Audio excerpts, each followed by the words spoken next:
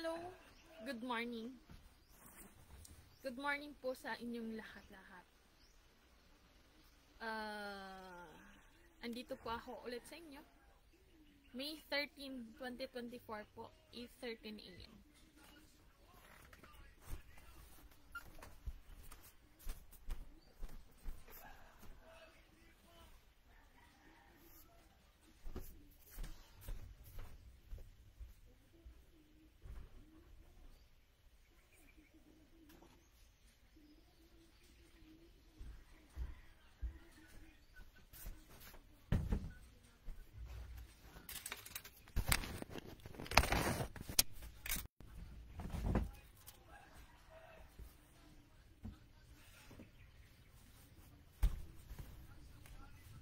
Coffee po tayo. Samahan niyo po ako sa konting oras na i-share ko po sa inyo, i-google ko po dito sa konting oras lamang po. It's because kalalaba ko lang po ng mga bedsheet or comforter, bedsheet pa. Kaya tingnan niyo po, kalalaba ko lang po. Hindi man. It's white.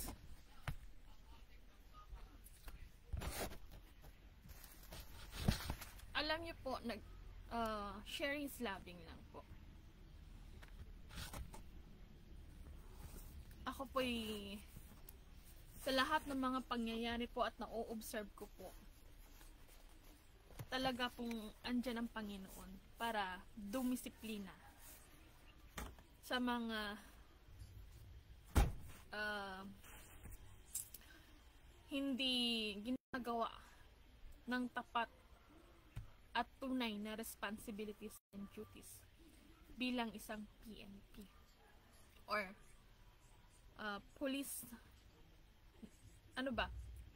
police, PNP, police, Philippine National Police.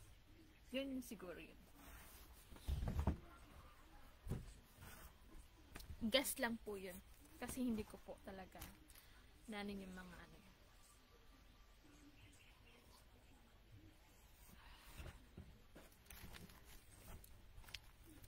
Sa lahat po ng nangyayari sa akin, nung galing pa po ako sa NAIA, sa Riyadh, sa trabaho ko, involved po ang pulis. August 27, 2023.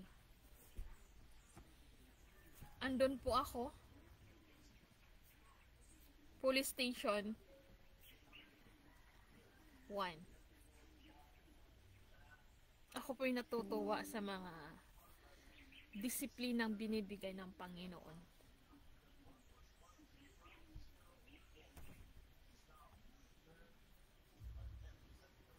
Word, responsibilities,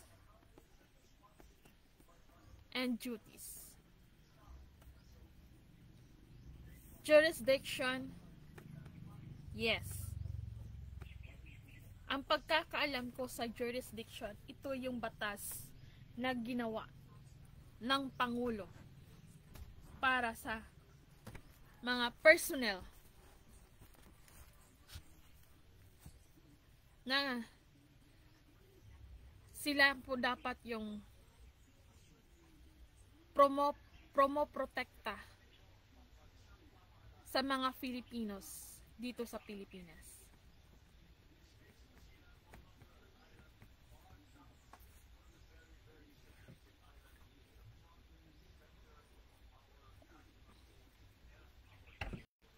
Station 1 for Bataan, Balanga, and NAIA. MIL, the person he don't know how to answer what are the meaning, what is the meaning of MIL. According, you know what I did in NAIA while I'm staying there? Nagsisearch po ako ng MIL. Ang L po, ang M, ibig sabihin po, mother in law. Bakit po nagkaroon po tayo ng mother-in-law? Sino po yan? Yan lang po ang alam ko. Kasi while I'm staying there, nakikita ko yung bus. Ano kaya ang ibig sabihin ng MIL? Akala ko Manila in, pero hindi ko alam kung anong L. Kaya habang andun ako nag-i-stay sa NAIA, nagsisearch ako, what is the meaning of MIL? So nag-pop up siya, mother-in-law. Kaya tinanong ko doon sa police station sa NAIA kung ano ang ibig sabihin ng MIL. Do you think na pag ang police ba as civilian, yung civilian bang ito ay nagtatanong sa police kung ano ang ibig sabihin ng MIL at hindi niya nasagot ng maayos? Memorial International. Hindi niya sinagot yung L. Ang sa akin, ako ang nagsagot, direct, on the spot, labor. So, congratulations sa mga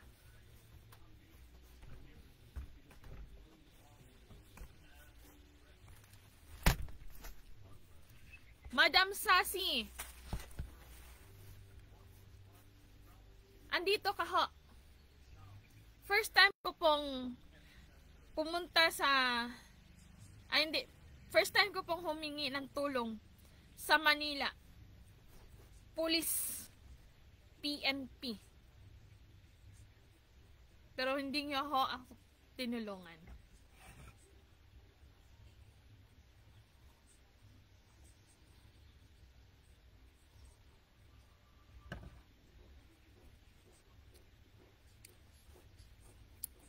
See, ako po'y hamak na Pilipino lamang dito na ang dami kong problemang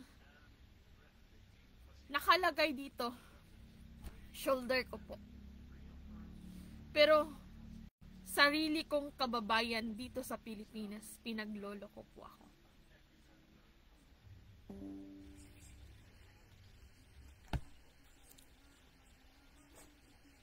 Ngayon po, isa lang po ang sinabi ko sa isip ko. Dito.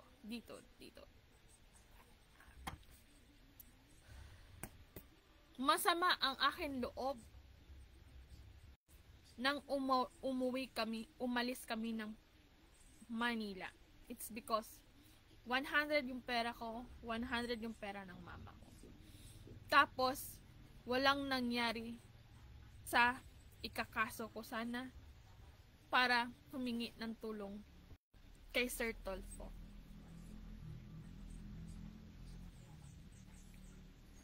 Ngayon po, sa mga nangyayari before po ako umalis ng AFP Quezon City, dahil masama po ang loob ko, ang sabi ko sa isip ko, kayo na po ang bahala dumisiplina sa mga taong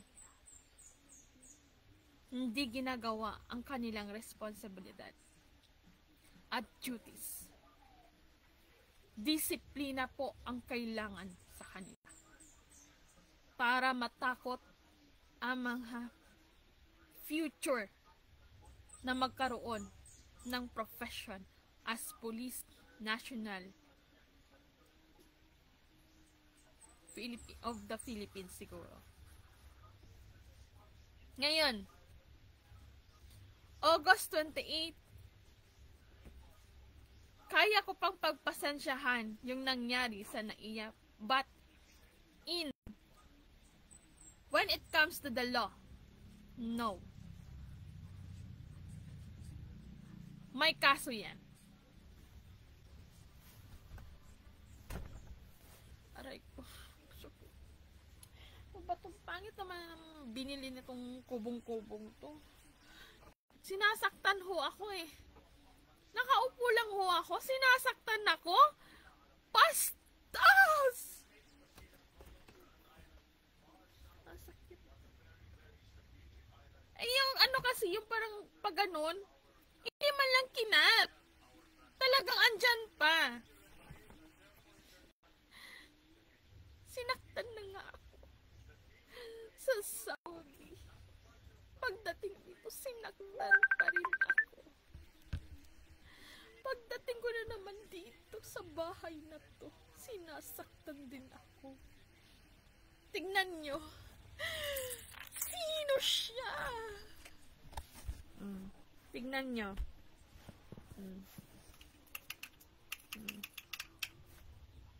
Sige. Please.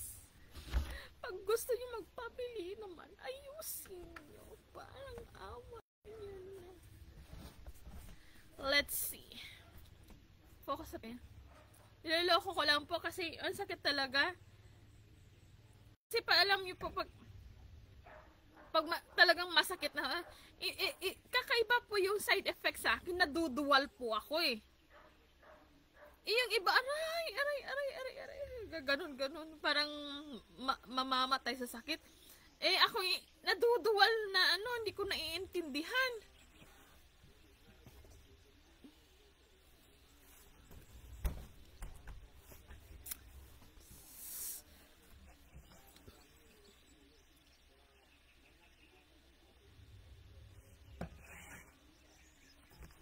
Okay po. Ngayon po, kung binigyan po ng pansin ni Sir Tolfo ang aking reklamo, kasi ang dami, iisahin ko po ha. Polo sa Saudi, Riyadh Embassy. So, isahin ko lang. Kasi nandiyan naman eh. Riyadh.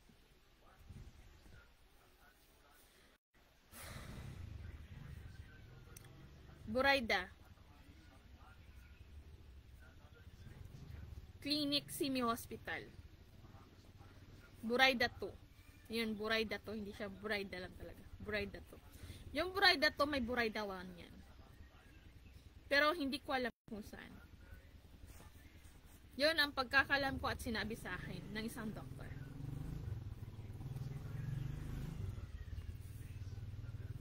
Al-Nasim. Al-Fayha.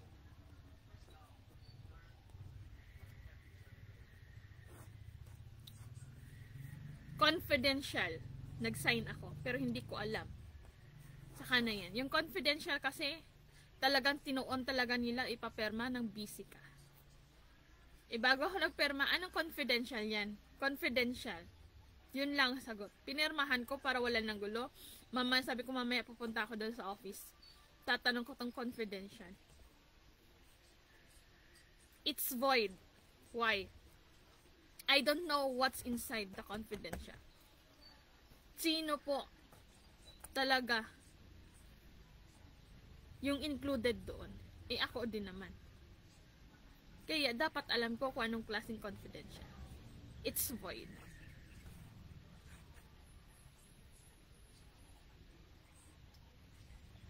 Kasi sa confidential yan, pwede kang ipagbili as katulong. As sex slave. Na walang sahod. pwede kang ipagbili saan man dyan sa Saudi. Ngayon,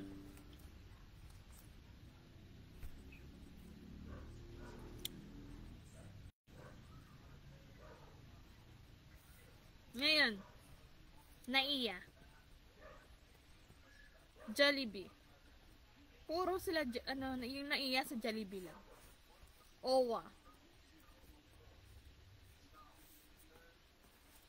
Pagkatapos niyan, ay hindi pa pala. Station 1, PNP sa Naiya. Tapos Owa. Owa, walang ginawa. Management ng Naiya walang ginawa. Kasi kinausap ko sila dalawa. Tapos, pagtapos ng OWA, umalis ako ng Naiya. Kasi wala silang action talaga. Ilang oras akong naghihintay sa kanya, wala.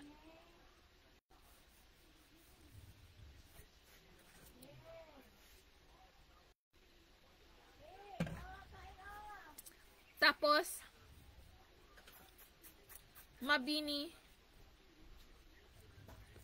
Mabini Transient.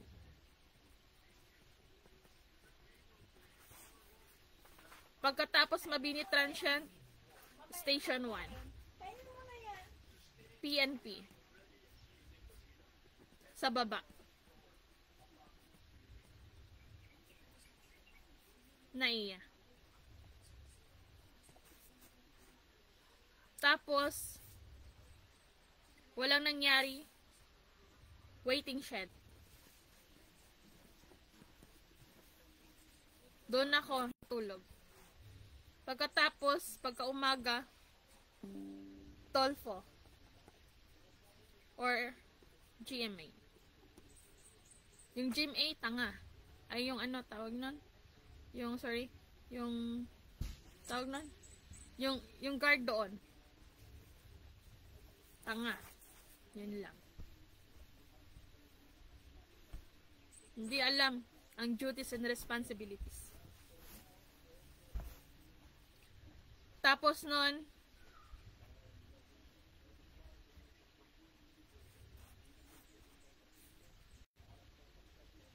AFP, Transient, Major, Sergeant, Major, Transient, Quezon City.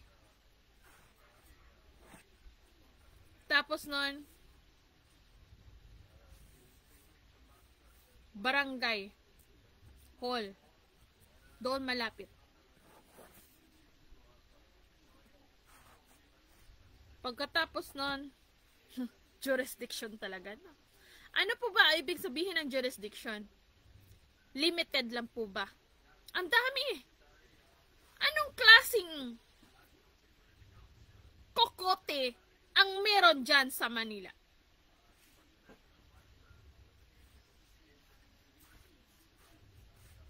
Tapos yan, bumalik kami sa AFP Transient. Kasi ayaw ni Soriano na magstay kami doon. Pinapalis pa lang kami. 2 days pa lang. It's because maarte po ako. Nagko-command po ako.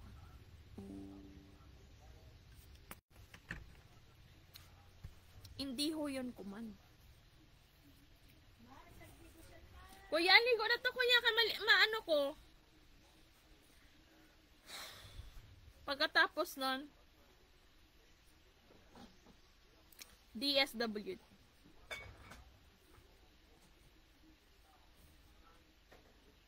Basta, hindi ko na alam kung ilang DSWD ang napuntahan ko. Puntahan namin. Tapos, AFP, Taguig.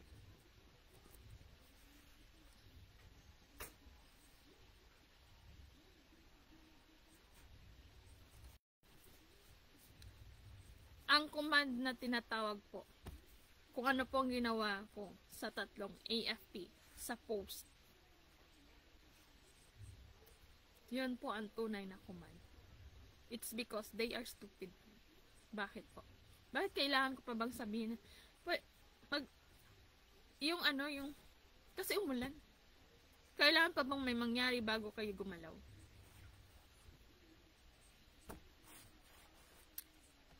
Tapos nun, umuwi kami.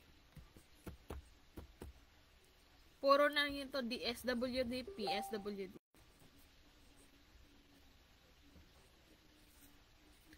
Pagkatapos niyan,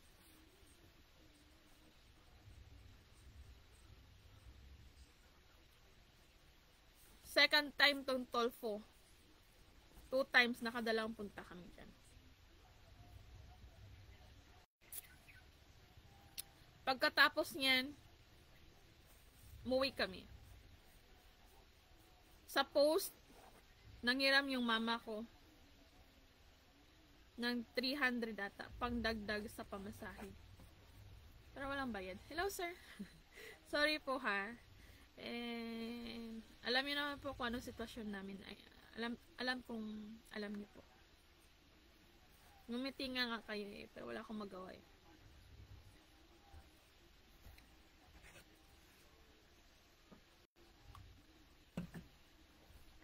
Tapos niyan, nasa AFP Davao na kami.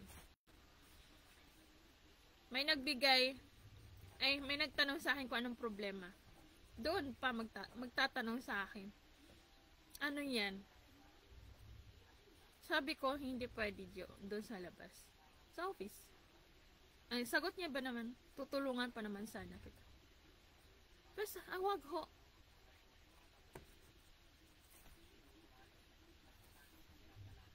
Pagkatapos nun, may nagbigay sa amin 500. Salamat po sir kung sino ka po. Maraming salamat po sa 500. Yung 500 po, malaking tulong na yun sa amin tatlo.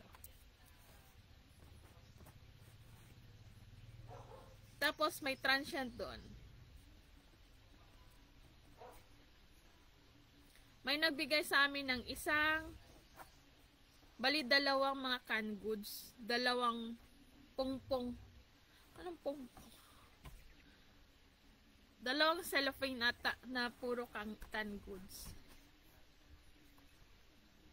Yun ang bigay sa amin.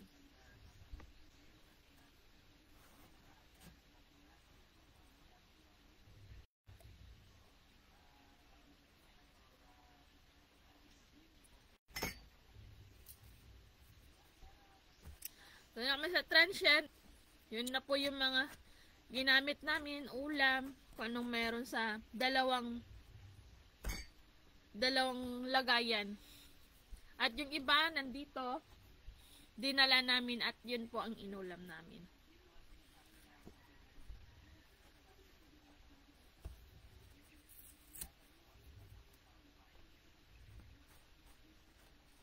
Pagkatapos nun,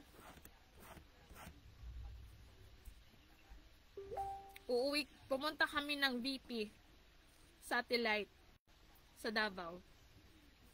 DSWD na naman. Tapos, PNP na naman. Kasi, kailangan daw namin pumunta sa PNP.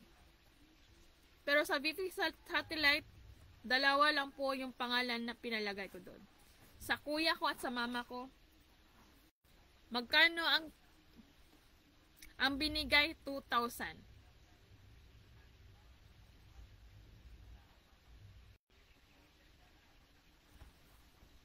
Dalawang tao lang po yun.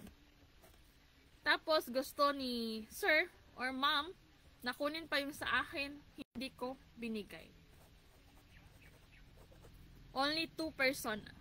It's because Davao and Corandal medyo malapit na. At gagamitin ko ang PWD ID ko because I need also.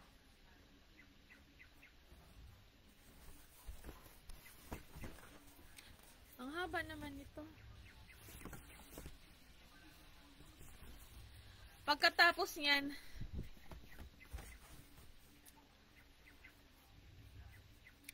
sa transient, umuwi na kami. Dapat noon 3 days lang. Kasi hindi naman kami masyadong gumabi doon.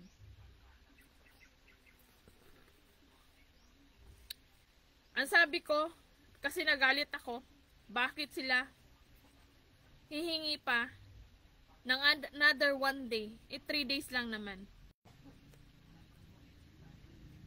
Sa pilitang kinuha talaga yung 300.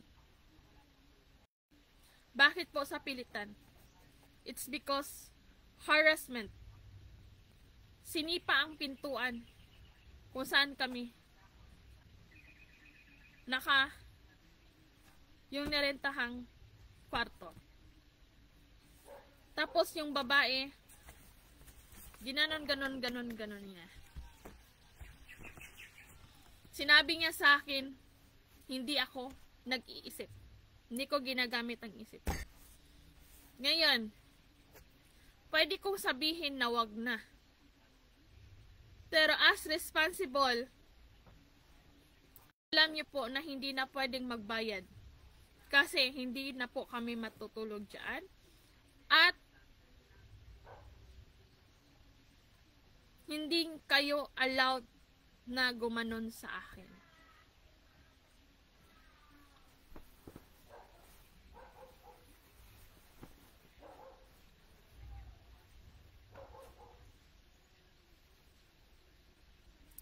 Ngayon po,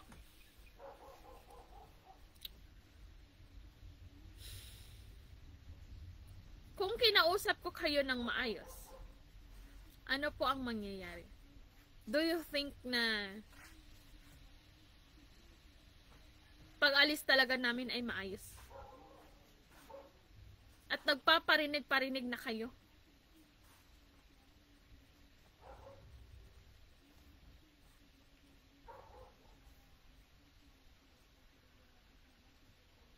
Ngayon po, alam niyo naman po ang reason out na pinagtatalunan natin is resibo. Bakit po 2 days lang po ang binigay ninyong resibo?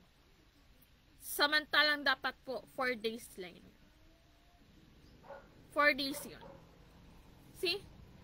Meaning, kahit kakausapin ko kayo ng malumanay, but still, the same pa rin ang mangyayari.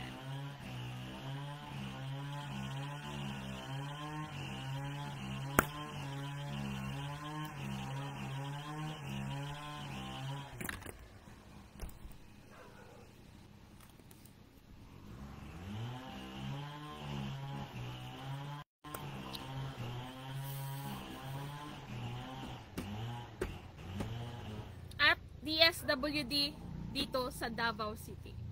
Remember po, habang nakastay po kami sa DSWD sa Davao, meron pong isang humihingi ng tulong na kailangan nila updated, 1 day updated yung date talaga. Yung batang yon nasa ospital, mahinang-mahina, nangangailangan talaga ng support ng DSWD. Pero, wala akong magawa. Hindi ko kayang ipagtanggol as medical po. Kasi naiintindihan ko po kung ano ang nilagay doon. Kung ano po ang sinulat doon ng doktor. As medical po, may responsibilidad din po ako na nakausapin kung ano po yung DSWD, kung anong meron doon talaga. Ngunit po, ipagpasensyahan niyo po ako. It's because hindi ko na ho kaya ang lahat. Marami na po akong problema, hindi ko na po kayang dagdagan pa ilagay sa shoulder na meron ako. Pagpasensyahan niyo po. Kasi pag pinaglaban ko pa po, ano na po ang magagawa? Meron na pong police station record. Hindi ko na kaya lahat. Pinagtatanggol ko po ang sitwasyon namin. Ngunit meron pa po kaming record sa police station. Binigyan po kami ng fake na PNP police station, police clearance. Kaya po, ma'am, pasensya po. The responsibility should be the DSWD, not me. It's because I'm still sick and tired for the whole year. How many years? Sorry po talaga. Kaya nga po, nire-request ko po na sana naman po bigyan ng pansin ang mga medical courses, midwife, nurses, or kung sino man na i-hire ninyo sa medical, sa DSWD. It's because they know how to read even the single. It's because the written of the doctors, they know. Pasensyahan nyo po. Hindi ko po ginaganon ang mga kapwa nating Pilipino na nagtatrabaho sa DSWD. But, meron po silang pagkakamali. Medical certificate within 3 months po, it's allowed po. Kasi nabasa ko po sa YouTube ko. But, kung meron pong pagkakataon na sana naman po, bigyan nyo rin ng time na ipaliwanag sa mga taong mamamayan ng Pilipinas. I-explain nyo po, especially po sa mga doctors, para alam din nila kung ano po ang proper talaga. Hindi ko ho kasalanan yun. The responsibility should be DSWD. I am not working there, but I'm trying to explain the vendors in outside, the vendor in outside. So, she is the one to explain inside if she want to help that woman or that ano po yung nakalagay doon sa papel na yun. Sinabi ko po sa kanya, nag-usap po kami. Kinuha niya po. Salamat po sa lahat. 32 minutes and 30 seconds po tayo. Mag-isip po tayo, gobyerno, government. Kasi, andyan po, included po, ang medicals, medicines. It's very crucial po when it comes the medicines na naka-indicate doon sa prescription. Now, kung itatanong nyo, para saan ho yan? Para saan ho yan? Para saan ho yan? Ito lamang po ang pwedeng maibigay. It's because the budget are not enough for the whole year or for the whole month. Hindi ko ho alam kung anong kaya kong gawin para dyan. Kayo po ang niloklok-lok dyan para ayusin ang sistema ng DSWD. Salamat po sa lahat-lahat. 33 minutes po tayo. Yun lamang po. Maingay po.